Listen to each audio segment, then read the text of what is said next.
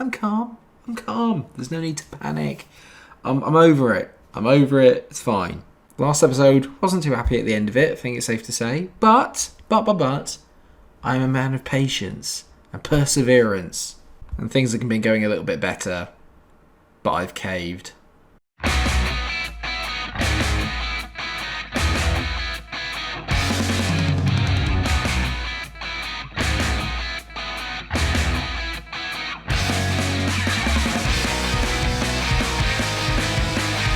I've gone to the 4-2-3-1, viewers. Everything that I held dear, I have sacrificed in order to get Fiorentina back up into a decent position in the league. I feel dirty. I don't like it.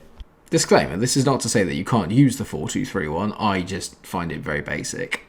I say it's been working. Form has been better since the last time that we met, okay? Which, to be fair, was a long time ago. A long time ago. So far back that it was against Cagliari. And since then, I've been through 2 months worth, so we're actually here in January. And the reason I've come back is because we're playing in the Italian First Cup round, right? First round, not First Cup. Oh, Jesus. The Italian Cup First round. Right, okay, good. Things between now and then have been a bit iffy. We've only drawn 1 game all year. That was against Napoli. Okay, other than that, then we've beaten a lot of teams. We've also lost 3 games. All of them have been at home to Roma, Inter, which is fine, understandable. And then we played Atalanta. And Florentino Luis decided to get himself sent off after 10 minutes. It was not pretty, and I was not happy. The league is like concertinaing at the moment. That is a big word, and I'm very proud of that. But we are at the moment. You can tell here, 19 games played. The halfway point of the season, we are currently now back up somehow to 6th, okay? We're 5 points off top. That's how close it is right now. I mean, 10th place, which is Milan, are only 6 points behind us. There's a massive drop-off, obviously, as you go further down the league. But it is close. Very, very close at the moment. Parma are the ones that are kind of like in the mix at the moment. They were 3rd until I played them. We managed to somehow beat them 2-1. It was hard fought. They missed a penalty. I know. It's been good. It's been okay. We've got the hard run of fixtures coming up again soon, unfortunately. But today, like I said, is all about the Italian Cup. That is what we are focusing on. However, it is also, of course, a transfer window, which means things have been going on. And the reason why there is only 1 game today is because, obviously, I've got a little bit of transfer news to talk you all through. Ricardo Pereira, who's kicking off something chronic, has now gone. I sold him for £1 million because his contract was coming to an end. I thought I can get £1 million for him. Why not take it? We might as well. So he is gone. I haven't brought anybody else in as of yet, but there are people that will be coming in, and I'm about to show you them now. Okay, so I've got 3 pre-contract signings coming in. All right, I've got £10 million in the bank. If Nikolai Pulu leaves, which is a possibility, there's another £24 million. I then have £34 million to spend. Okay, now that Pereira's gone, right back is an issue. We'll talk about that in a second because I think I found the man to fix it. But before that then, let's talk about who is coming in. Number 1 is Hubert Keita, mainly because he's got one of the best names I've ever heard. Hubert is a great name. Keita, of course, is great. He is a 188cm tall, which I think is just under 6'4". Centre back who's coming in. He's quite heavy. He's a realist, which I like. He's left-footed for a centre back. Again, I like that. He's got good attributes over. The best thing is that he's 19 years old. Getting him in on Chelsea for a free. He's also French, so therefore does not have any work permit issues and doesn't take up a non-EU slot. Yes. So he could be coming in. There's a lot to like about him. Physically very good. Mentally pretty decent at this level. And he's got some decent technicals as well, like I said. For a 19-year-old, which we're going to get for free and then maybe sell him on later for a lot of money, decent. This guy I am excited about, and I am worried that if I don't stay for long at Fiorentina, I'm not going to see the best of him unless I can take him elsewhere with me. And that man is Gianpiero Sonsin, I think is how you would say it. Wow, is all I'm going to say. He's listed as a winger, but he's probably mainly a striker. And just look at the physicals for a start. The mentals are amazing. The technicals could probably do with a bit of work. 16 passing is very good. 13 first touch is pretty decent as well for a 19-year-old. But just the physicals are unreal. He's rated at 92 on my scout summary, which I'm feeling pretty confident about. You can tell here that they think that he's going to be absolutely amazing. I should sign him. Whatever the price of which is free. I've got him for free from Inter Milan. He will be here next year. Another young Italian wonder kid. Get excited. I am excited. But not as excited as I am about this chap. And this might be bargain of the entire save. I welcome, not yet, but in the future, Nedeljko Bogdanovic. And, I mean, he is basically the Serbian Adam Bogdan on steroids. The only reason I think he's Adam Bogdan is because of Bogdanovic. You get it? Oh, funny. Technically, outstanding. Mentally, outstanding. Physically, outstanding. He's 19 years old. And I'm getting him from a free. From a club I've never even heard of. From Kukariki. I from Beograd. I don't even know who they are. I'm guessing they're a Serbian team. He's unbelievable. And the best thing about it is because I'm getting him in for free, he is going to be an under 22, which means I can register him here. And that also is going to allow me to bring in money for Giovanni De Cheglia, potentially, or maybe even for Jorge Luis Campo, although Campo this year is playing at 7.22 and is kind of just like accelerated away. But if I wanted to free up a non-EU slot, I could potentially get rid of him. But De Cheglia is wanted by Liverpool, which is making me think I can get a lot of money for him. It's something worth thinking about. Let me know who you think in the comment section. Who would you rather get rid of, De Cheglia or Campo? Let me know. And last but not least then, the guy that might be coming in to sort of help me fix everything is this boy, Andre Laborde. Now, physically, I'm a little bit concerned, okay? He's got decent pace and this, that and the other. But I'm looking at some of these here and I'm still waiting for the full scout report. But mentally looks pretty decent, physically looks okay, technically looks excellent with the marking, the tackling, the technique. He can play at right back, he can play at centre back. He's got under 21 caps for France. You can get him from Hertha Berlin. So far, I've been looking at potentially signing him for £19 million, which might sound like a lot of money, and it probably is. But he is a quality player and one that might be available right now. There aren't really many top quality right backs that I could go for that would be better. The only other player that was maybe taking my eye is this chap, and that's Martin Holzer. But I'm not sold on him. I think he's physically better. I don't think mentally he's much better, and he's definitely technically not as good. So I'm thinking that Laborde might be the man that I want to get. The rest of the guys I've scouted, just not really good enough. The bigger issue that I have at the moment is that the only guy that can play right back is Nicola Pulu, because currently Devin Ronch is out injured for a prolonged period of time. I've had a hard time with injuries this year. Let's not pretend that I haven't. I've had a really bad time with injuries this year, and I've not enjoyed it. It's been really painful on occasions. But we kind of somehow managed to haul ourselves back up, and we are back into a much better position within the league. Okay, so as we all know, though, the league isn't necessarily. As we all know, the league isn't necessarily what matters. What matters this year is the cup competitions. The Europa League we got through, and we're straight into the second knockout round. Obviously, it's changed slightly. We don't have to worry about a first knockout round because we won our group. We won all 6 games, and we were absolutely brilliant. So we don't have to worry about that, which is exciting. We will come back, obviously, for when the draw is going to be made, because I'm excited to see what happens in the Europa League. But for the time being, then this is how the teams is lining up. Campos in goal. Eriko's at left back because Balde is currently coming back from a knock. Who isn't? Basir and Ozan Kabach have made a decent little partnership. Whisper it quietly. At the back, Pulu is in at right back, obviously. Then I've got Vuskovic in the middle as a ball-winning midfielder. Yes, I've moved him up a bit further forward. I'm going to take Pogba out, actually. He's not really been that good, so I'm going to bring in McKendy for today. He's just recovering from an injury, but it'd be good to give him a little bit of game time.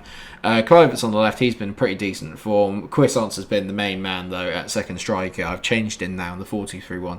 He's playing on attack as a second striker. He's been brilliant.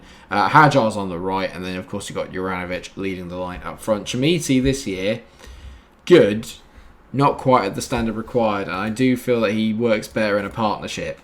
I'm going to say I expect to win today. My record in the Cup is absolutely pathetic. We've never made a final while I've been here. I've gone out at the first stage twice. It's not been good, okay? I've made it to a semi-finals once, and we got beaten by Inter over 2 legs. We are on the favourable side of the draw. There's no Inter, there's no Juve. This is probably going to be my best chance at winning the Cup. Let's put it that way. And I'm going to go attacking straight from the off. No messing about. encourage the boys. I just want to get this done, get out of the way. We've got a big rest until our next game in the league. We've got another 8 days, so there's no excuse here to not win this game, especially against Empoli, who are not doing very well in the league. I quite like their formation. I like how that's working. This little sort of square here with Milico up front, I like it. If we can just get down the wings, you'd like to think that that's probably where we can attack them. Do I give Pulu license to roam?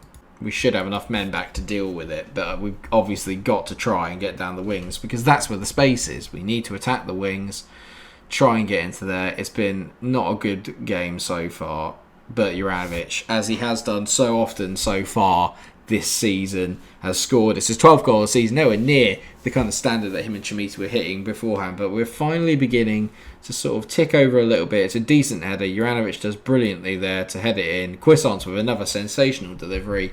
It does make a difference having someone that can take a set piece. The one for me is Francisco Trincao, because I'm sure a lot of you know how good he can be, and a lot of you are probably sat there thinking, why aren't you playing him? His average is a 6.5. I can't justify playing him. I can't do it, especially when Hadjar's been as good as he has this year. Francisco Trincao's form has just dropped off the face of a cliff. It's been so bad. I mean, it's not been a great game. I'm not going to sit here and pretend that it has. Basia is on a yellow again.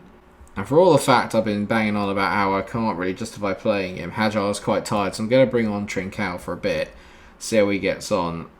Do I take Basia off? I think I should. I'm going to bring on Marco Canna at the back because I know he's quite a decent centre. But I would bring on Barberio or Barbiero, I think, our youngster at left back, because he's very good. He can play as a centre back or left back, and he's been quite good this season. We're kind of getting through games without playing very well, which is a good thing because that reminds me a lot of what we did in the title winning season. There were games where we weren't particularly that good, but we still got the job done.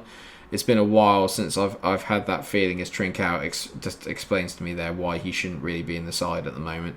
But that is genius. If only he'd been on side. I just can't ever seem to get it where the midfield all play well at the same time. McKendy's playing at 6.3. Don't do this. I'm tired of the one highlight, one goal routine. Campo's let it go. It's fine. I trust Campo now. He's had quite a decent season. Pulu's had a poor game. Kabach has had a poor game, apparently. McKendy's played at 6.2. I think it's safe to say, mate, you're coming off. I'm going to bring on Ryan Gravenberch, actually. It's been a while since I saw Ryan Gravenberch. I'm going to bring him on. Let's see how he gets on. Oh, there's a highlight straight away. Gravenberch top corner. Feeling it. Cuisance on the ball. I mean, that's the pass to Juranovic. It's a great finish. Miko Cuisance and Juranovic. Miko and Miko. Was it Miko and Miko? I think that's how I'm going to have to put it now. He's definitely offside. But I don't care. It's 2-0. Game over. On to the next round. That's what I'm saying.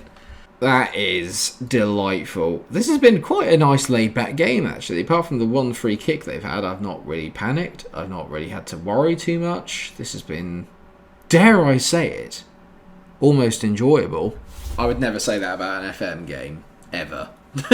There are no enjoyable games when you're going for titles and you're going for tournaments, which essentially is what everyone does football for, Mike. So that's a completely redundant statement. They've given the ball away though now as Kluivert gets on it again. Kluivert. I was guessing it's a decent ball. It wasn't. It was terrible. Gravenberch plays the ball to Francisco Trincao. Gravenberch gets the assist. I brought him on, and Trincao gets a goal. Both of my subs. And maybe that's Trincao saying, "Don't forget about me. Don't rule me out just yet." But the fact that it's his second goal of the season tells you all you need to know. I love this pass though. Lovely Toby toe punt there from Gravenberch, and good as the finish is, you would question the goalkeeping. And I'm a man that constantly questions goalkeeping because my keepers give me reason to. But I can cope with a 3-0. I can cope with that. That was a good win, and the form is building. It's building now. There's something happening, and I like it a lot. So that makes me feel a lot better, it's safe to say. When is the next round, which is the quarterfinal? I said actually we're on the nice side of the draw. It's going to be Napoli or Sampdoria, which doesn't excite me either, because I think I lost to both of them. Actually, no, I didn't lose to Napoli. That's a lie. It's a lie. I want to know who we're playing in the second round, because that's where we're going to come back. I want you to see the cup this time round, because it's a tournament that actually means something. I've also been tempted to sell Erico, which doesn't sound like a good idea, but I am tempted. I am tempted. Still not told me who we're playing at Napoli and Sampdoria. I want to know. I want to know. Under the 94. Nikolai Buller has opted to stay. That's right. I'm the half-blood prince. Right. Okay. I can do it. I can sign Andre Laborde. The question is, and I'm leaving it with you guys, should I do it? Should we sign him? Let me know in the comment section. My automatic thing is yes. I would rather wait until the scout report came in. So I'm going to delay it for now, okay? Because I want to see who we're going to be playing in the next round, because that's where we're going to be coming back. But I want you to let me know in the comment section. Andre Laborde, yes or no? Tell me. There's going to be trouble in paradise here. Bayern Munich have made an offer for Balde, alright? And he's obviously one of my best players, okay? They're offering under his value. I bought him for 6.75 million. I'm just going to go 40 million. Straight up, 40 million. He's not going to like it because apparently he's extremely interested in joining them. 19.25. 33 million. Damn it, they've said yes. Do I take it for Ale? Another question for you all. And we'll just have to stop it here. So, I've got two questions for you all then.